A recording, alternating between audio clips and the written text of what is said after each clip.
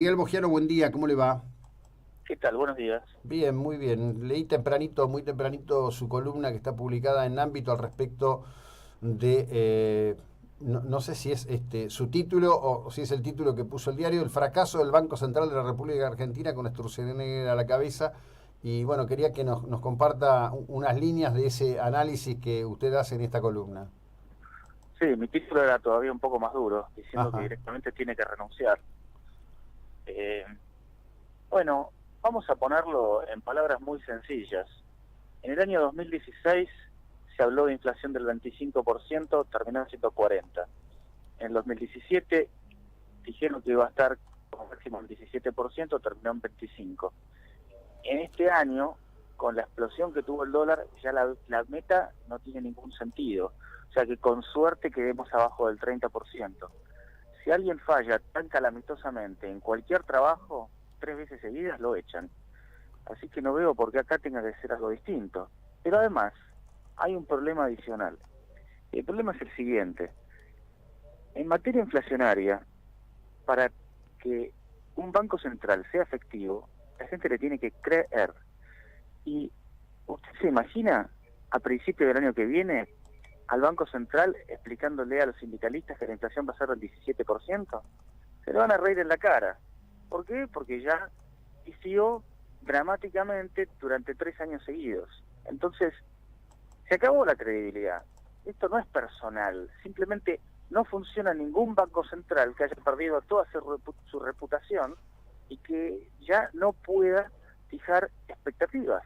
Entonces, acá tenemos un problema y hay que adelantarse al problema. Por una vez, adelantémonos y no estemos lamentando las cosas una vez que sucedieron. No hay forma de que la inflación baje el año que viene. Este año está perdido, materia inflacionaria, 30 sería un éxito, un éxito, sería lo menos malo dado lo que pasó, pero no hay manera de bajar la inflación con un banco central que ha hecho todo mal, eh, bueno, y que no, y lo ha avasallado por completo la política y no se ha enfrentado a la política. ¿Y que se ha enfrentado? Tendría que haber renunciado el año pasado, tendría que haber dicho o me hacen caso o me voy. Bueno, acá estamos.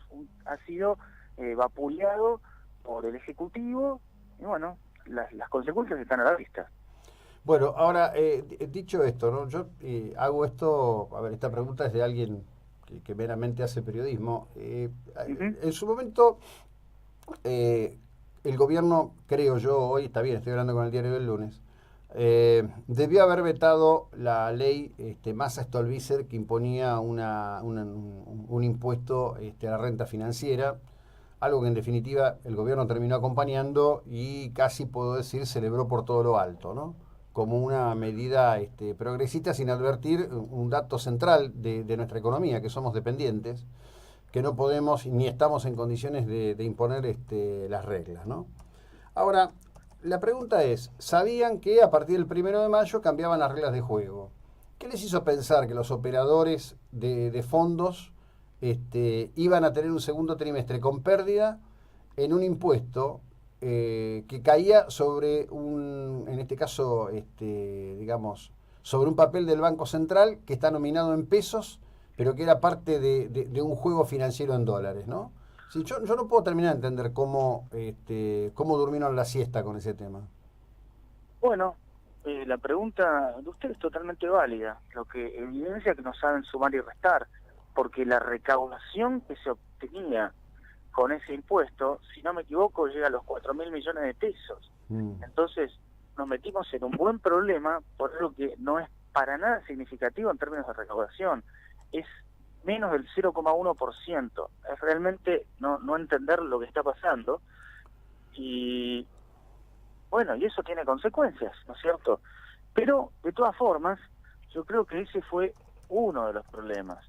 Me parece que el problema más grave ha terminado siendo el hecho de no entender que el Banco Central, bueno, tiene su propia independencia y que, eh, por lo pronto, algo que los economistas liberales sostuvimos en incansables oportunidades, es que no podía seguir asistiendo al Tesoro. Es decir, el Banco Central imprimía 140.000 millones de pesos para darle al Tesoro. Ahora, con la modificación y el acuerdo del FMI, el Banco Central no puede emitir más pesos, el Banco Central no puede emitir pesos para comprarle los dólares al Tesoro, es decir, todo un montón de cosas de total razonabilidad que tendrían que haber aplicado antes.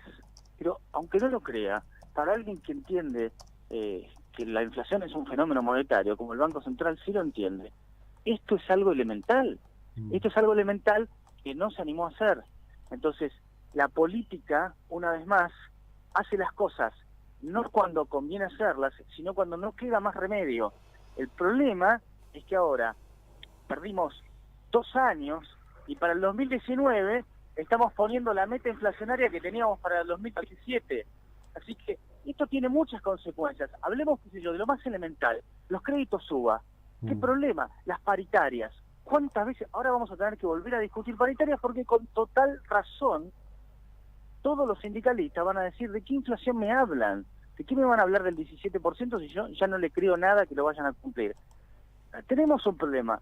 La inflación es un problema central y el gobierno, probablemente con Marcos Peña a la cabeza, bueno, tiró el violín y quiso modificar la meta, un montón de cosas, con la idea de que podían seguir jugando este juego que, bueno, lo jugaron mal, se equivocaron. Ahora alguien tiene que hacerse responsable.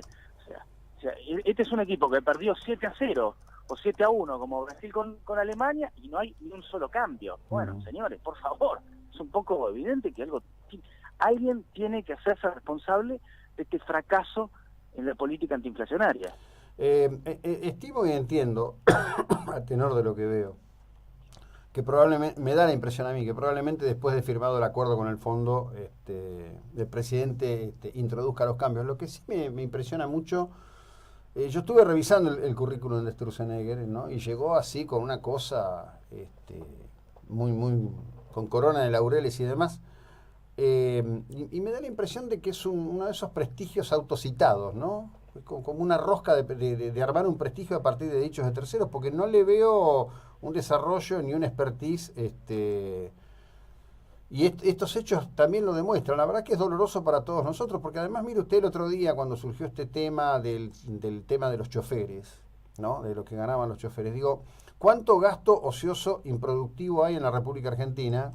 Y si era necesario que esto se hiciera público y diera vergüenza para que se modificara como se modificó en definitiva, ¿no? Bueno, yo voy a decir lo siguiente. Sturzenegger es un académico que su única experiencia en banca ha sido en el Banco Ciudad, que es un banco estatal y que es un banco con sus particularidades, es decir, es bastante más sencillo de manejar que otros bancos. Pero más allá de eso, lo que se necesita para un presidente del Banco Central hoy en la Argentina es mucho más coraje que inteligencia. Es decir, acá no es que hay que hacer grandes cosas, pero hay que entender qué es lo que hay que hacer y hay que tener una convicción de acero.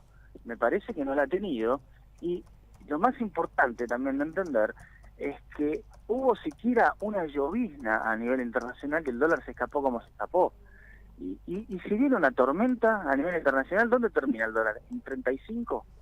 Entonces, eso tenemos que entender también, que ante la llovizna más tibia, más, vamos a decir, insignificante, tuvimos este tambaleo en el Banco Central, porque, bueno, nos pusimos en una posición muy frágil. Ahora hay diferentes argumentos donde si la tasa de interés en Estados Unidos empieza a subir, que ni siquiera está arriba del 3% la tasa a 10 años, bueno, ¿y qué va a pasar con el peso? Está bien que hay un factor que es internacional, porque no es solo el peso, es el real, es la lira turca, hay problemas en Sudáfrica, probablemente en la India también, hay un problema de todos los emergentes. Pero, ¿qué vamos a hacer? Porque si el año termina con inflación del 35%, que alguien me explique cómo puede ser que en el 2019 tengamos 17%, porque vamos hacia 35, ¿no? Lo tenemos claro, en algún lugar entre 30 y 35 al menos, ese es el mejor escenario que nos queda hoy. Y entonces, ya tenemos otra vez un problema muy grave, ¿no es cierto?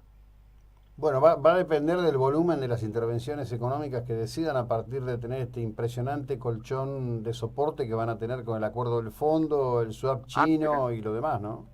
sí, pero no va a haber intervención en el tipo de cambio, ¿eh? Esa es una de las condiciones. Porque Mm, justamente el Fondo Monetario no va a dar la plata para financiar el desequilibrio de cuenta corriente de la Argentina. mm. El Fondo Monetario le va a dar para sostener el sistema financiero, para otras cosas más, pero no para continuar con un programa que revalúa el peso de forma artificial, que fue lo que pasó a lo largo de los últimos 2, 3 años.